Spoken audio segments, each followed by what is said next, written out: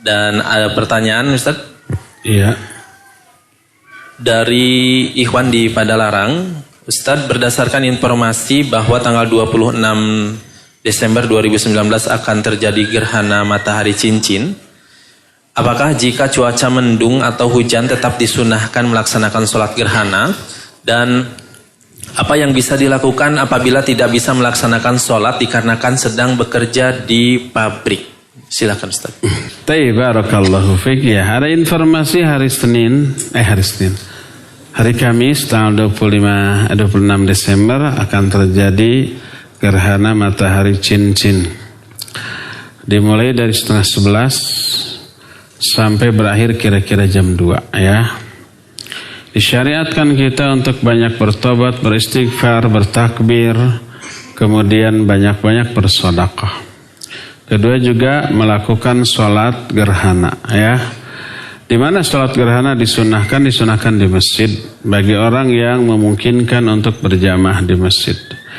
Bagi yang tidak memungkinkan berjamaah di masjid, baik ketika safar sendirian atau di suatu tempat yang tidak ada masjid yang menyelenggarakan sholat jenazah, sholat gerhana, maka dia boleh melakukan sendirian di mana saja, di rumahnya.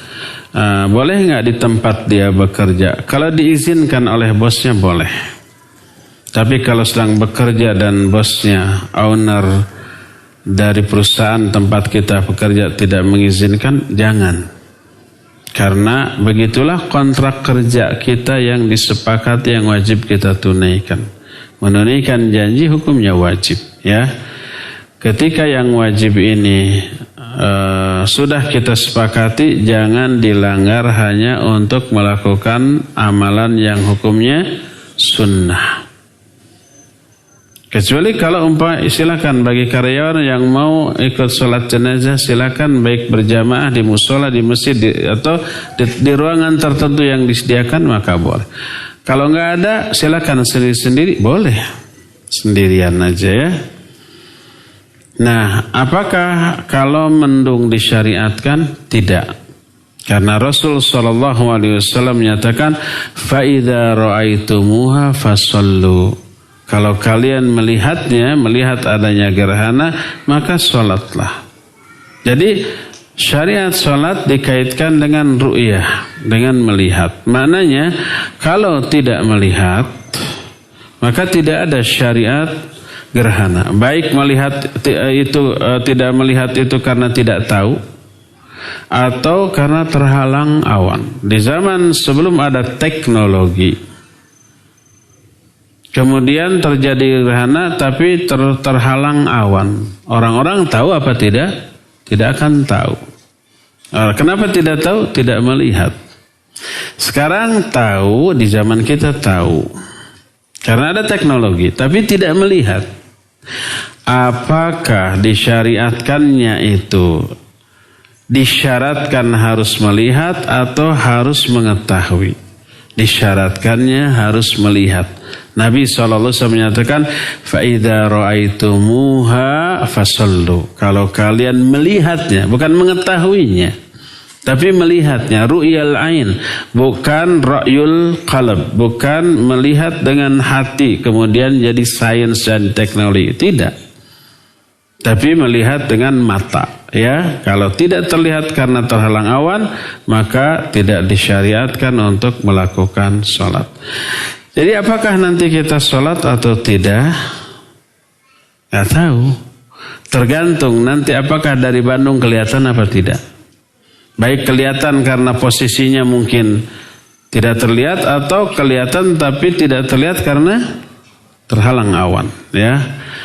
Tergantung nanti. Tapi kalau di Masjid Umar di Selacau dipersiapkan, siap. Kalau langit lenglang, apa lenglang tanya? Kemudian ya cerah dan tidak ada awan dan terlihat, kita adakan. Mungkin ba'da zuhur. Karena akan berakhir jam 2 ya. Kalau umpah dimulainya dari jam 11 nanti kepotong zuhur. Padahal sholat gerhana teh apa? Panjang. Bisa minimal sejam. Kalau jam 11 mulai, 12:30 tuh baru beres. Zuhurnya kelewat. Jadi kita ambil mungkin ba'da zuhur, selesai sholat zuhur, mumpung jamaah masih ada, kita sambung ke sholat gerhana sampai selesai.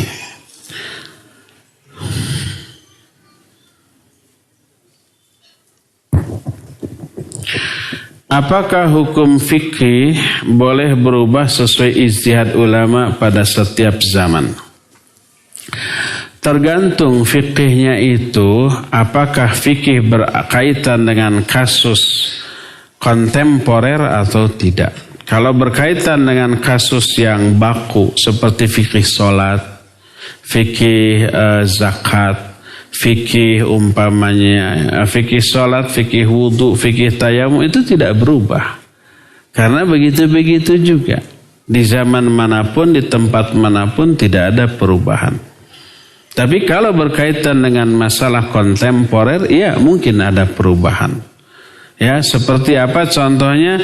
Ya contohnya seperti zaman Kiwari, dulu tidak ada, sekarang ada. Seperti bisnis online, seperti umpamanya masalah yang dulu tidak ada, sekarang ada, tentang cloning, tentang bayi tabung, tentang KB dan yang sejenisnya. Itu sangat mungkin berubah disesuaikan dengan perubahan zaman yang dipengaruhi oleh kemajuan teknologi, ya. Adanya IT, adanya dunia maya melahirkan perkara-perkara baru yang dulunya tidak ada. Di sana dibutuhkan ijtihad para ulama.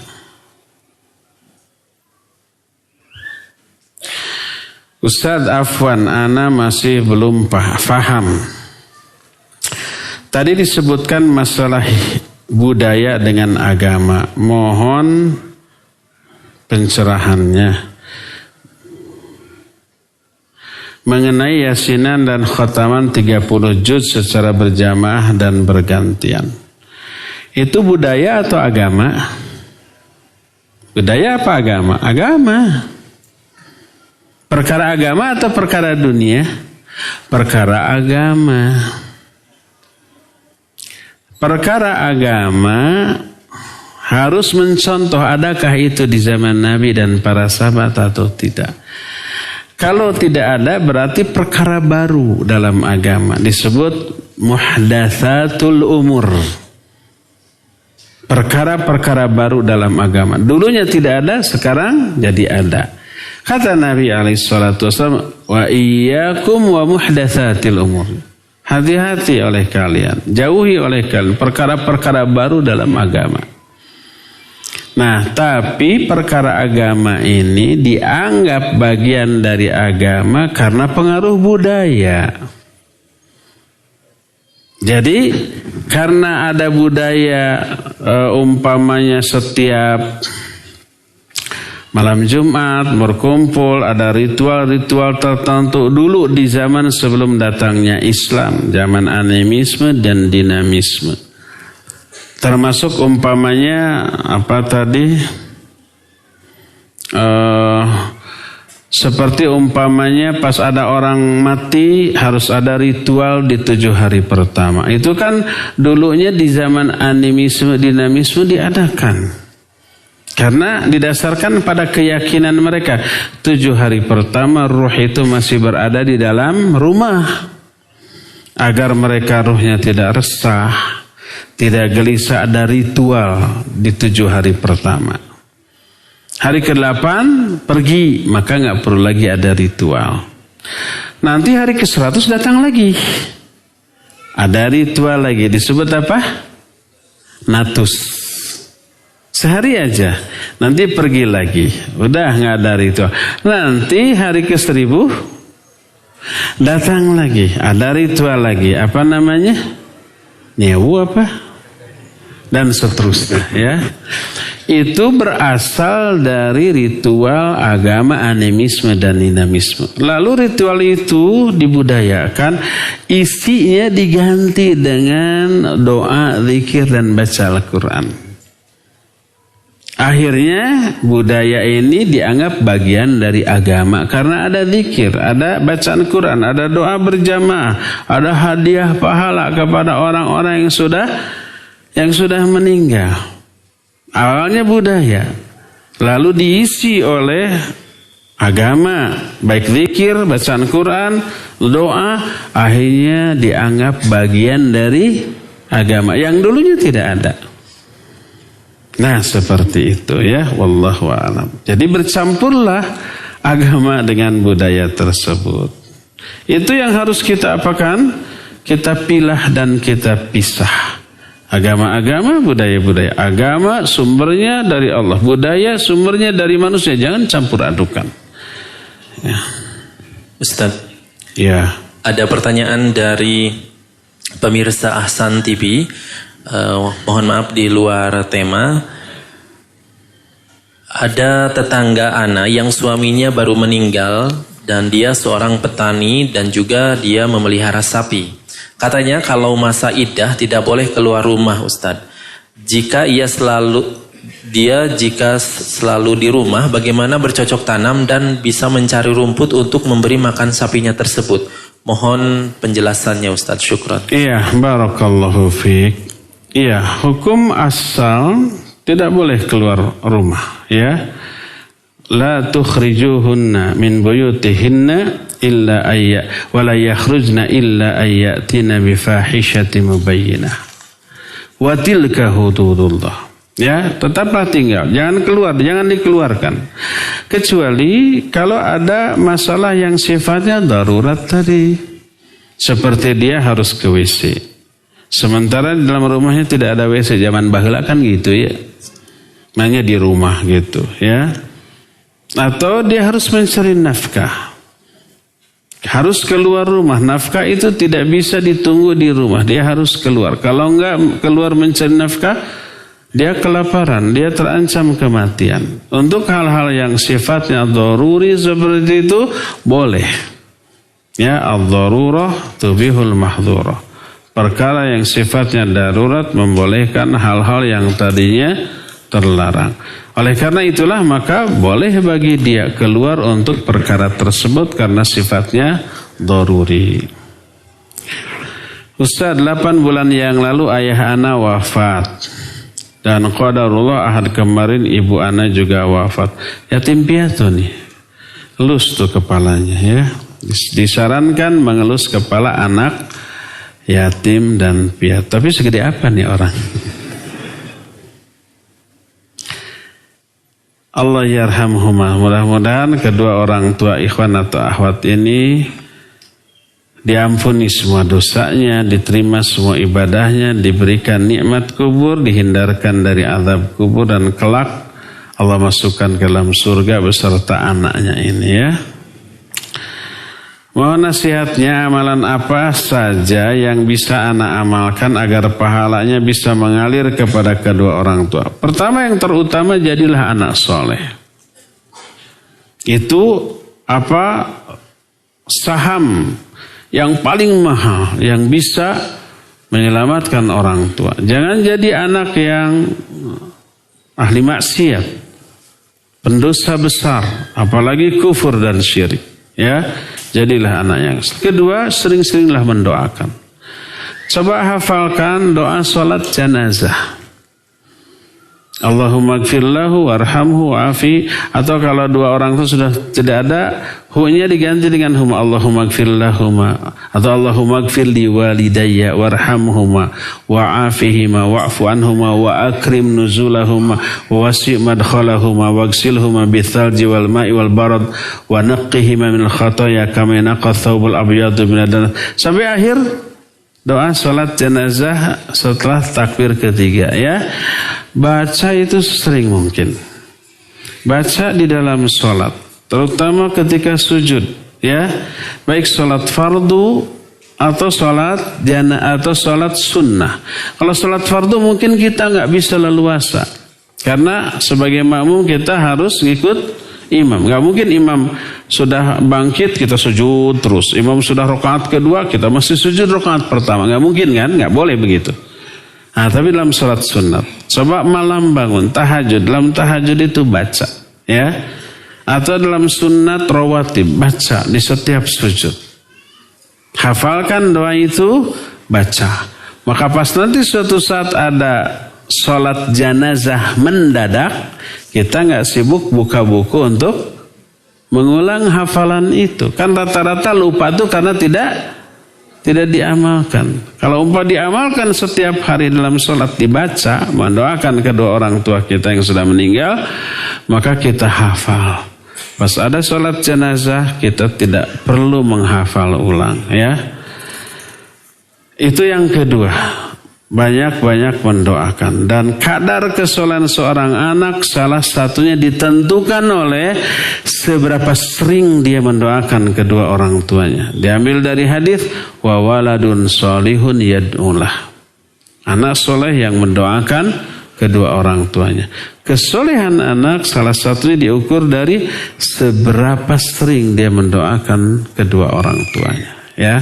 Baik orang tua sudah meninggal ataupun masih ada. Ketiga, bangunlah silaturahmi dengan sahabat-sahabat dan kerabat dekat dari orang tua kita. Keempatnya, ini jangan lupa, banyak infak sedekah atas nama orang tua. Kalau orang tua belum haji, belum umroh, ayo umrohkan. Baik oleh dia sendiri, asal dia sudah umroh atau haji lebih dahulu, dibadali. Atau umpamanya dititip lewat orang lain, tolong badalkan haji orang tua saya. Bayar iya. Karena hatta orang yang tinggal di Mekah atau di Madinah kalau mau haji tetap daftar dan bayar.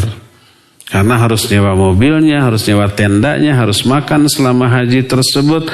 Keluar uang cukup besar, tapi jauh lebih murah dibanding ONH.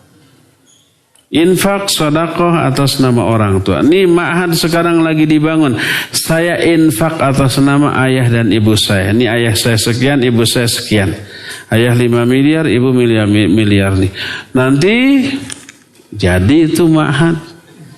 Hanya dalam sehari. Nah, nanti seluruh pahala, semua kegiatan ibadah yang dilakukan di ma'had itu ngalir ke orang tua tuh. Ya. Tiap hari di sana tuh belajar, mengajar, menghafal Quran, membaca doa dan seterusnya, ya. Itulah yang bisa dilakukan oleh seorang anak untuk orang tua yang sudah meninggal. Bolehkah kita berharap kebaikan di dunia ketika kita tertimpa musibah? Dan apakah dengan musibah Allah akan memudahkan urusan-urusan kita di dunia? Boleh kita berharap kebaikan di dunia ketika tertimpa musibah. Contohnya apa ya? Contohnya gini. Kita tertimpa musibah, lalu banyak orang yang nyumbang gitu. Ngasih uang, ngasih makanan, ngasih voucher, ngasih pulsa, ngasih kuota gitu ya. Kalau enggak ada musibah sakit mah nggak akan ada yang ngasih uang. Ada yang begitu? Ada. Lalu dia berharap sakit, lagi bokeh, mudah-mudahan sakit. Kalau sakitnya biasa ada yang melayat. Ada yang ngasih amplop, ada yang ngasih buah-buahan. Boleh nggak berharap seperti itu? Itu maksudnya gitu contohnya. Kalau ekstrim itu contohnya nggak boleh. Tidak boleh berharap memperoleh uang, ya, dari sebuah musibah. Keuntungan dari musibah adalah untuk akhirat. Gugur dosa, ada pahala kesabaran, doanya dikabul oleh Allah Azza wa Jalla dan didengar, kemuliaannya diangkat lebih tinggi daripada sebelumnya itu, ya. Adapun aspek dunia dari musibah jangan diharapkan. Terakhir ya,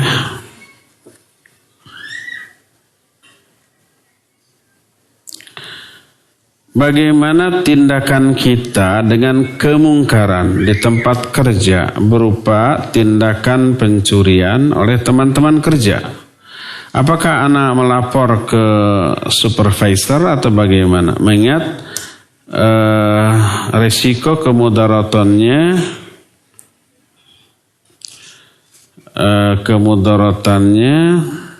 maka di backup oleh aparatur negara. Jadi kalau ada tindakan pencurian kita laporkan. Yang terjadi kita yang ditangkap dengan tuduhan mencemarkan nama baik. Si pencurinya bebas, kita yang kena. Ada yang kasus begitu? Ada. Ahwat kenceng teriak. Ada. Mungkin pernah jadi korban. Barakallahu fik. Kalau pertama hukum asal, kemungkaran wajib dicegah. Dengan cara ya dilarang, dinasihati, jangan berbuat demikian. Ini pertama. Kedua, kalau dilarang tidak tercegah, laporkan kepada aparat penegak hukum untuk memberi efek jerak. Satu-satunya cara menghentikan dia dan jerak dari perbuatannya dihukum. Kalau nggak dihukum nggak jerak-jerak, akan banyak korban yang apa? Yang berjatuhan. Itu poin kedua. Ketiga, kalau seluruh yang dilakukan tadi tidak ada maslahat, hanya menimbulkan madarat, sementara maslahatnya musnah hilang.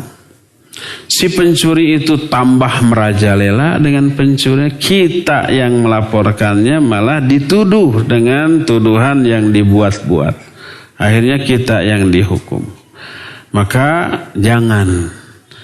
jangannya bukan karena membiarkan kemungkaran, bukan karena setuju dengan kemungkaran, tapi untuk mencegah terjadinya kemungkaran yang lebih besar.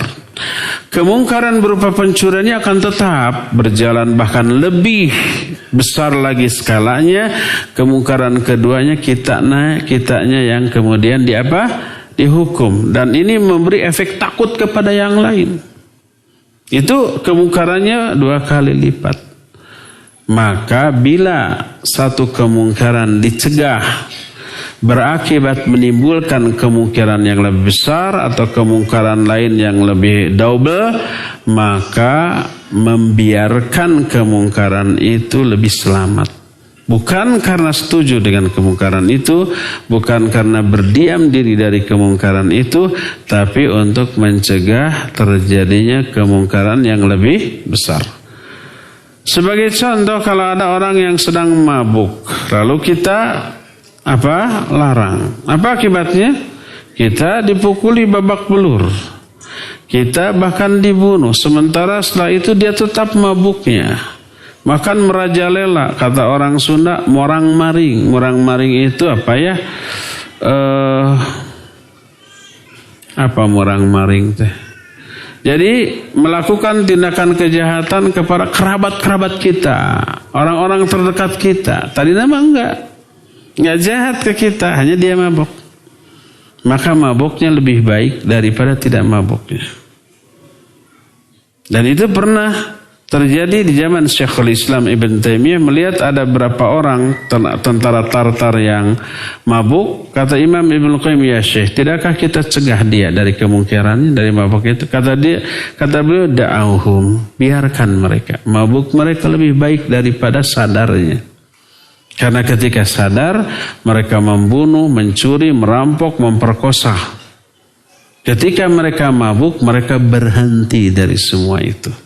Jadi kalau kita cegah dia dari mabuk, akan lahir kemungkaran yang lebih besar. Ya, seperti contoh lain umpamanya, ada 2 contoh yang pernah kita jelaskan. Ada orang bawa rokok, kita meyakini keharamannya, rokoknya 1 bungkus jatuh dan orang itu tidak tahu. Apa kita injek buang? Atau kita kasih tahu orang itu, Mas, rokoknya jatuh. Yang mana? Kasih tahu, Mas, rokoknya jatuh tuh. Loh, bukankah itu haram? Berarti kita mendukung perbuatan haram. Coba bayangkan, kalau kita injek itu rokok lalu kita buang, apa orang itu berhenti total merokok? Tidak, pasti akan apa? beli lagi, dan mungkin anggaran memberinya diambil dari jatah nafkah untuk anak dan istrinya. Berkuranglah jatah nafkah anak istrinya. Harusnya anak dan istrinya makan ayam hari itu, karena rokoknya hilang, kita injak, kita buang, anak istrinya jadi makan gepuk, gep kerupuk gitu. Ayamnya nggak ada karena jatahnya dibelikan rokok. Oleh karena itulah maka Syekh Abdurrahman As-Sadi memberitahu, Mas, itu rokoknya jatuh bukan karena mendukung perbuatan merokok, tapi untuk meminimalisir madarat. Madarat yang muncul apa? Anak istrinya jadi berkurang jatah nafkahnya karena rokoknya yang hilang. Otomatis rokok yang hilang kita injak, kita buang, tidak akan menghentikan dia dari kan rokok.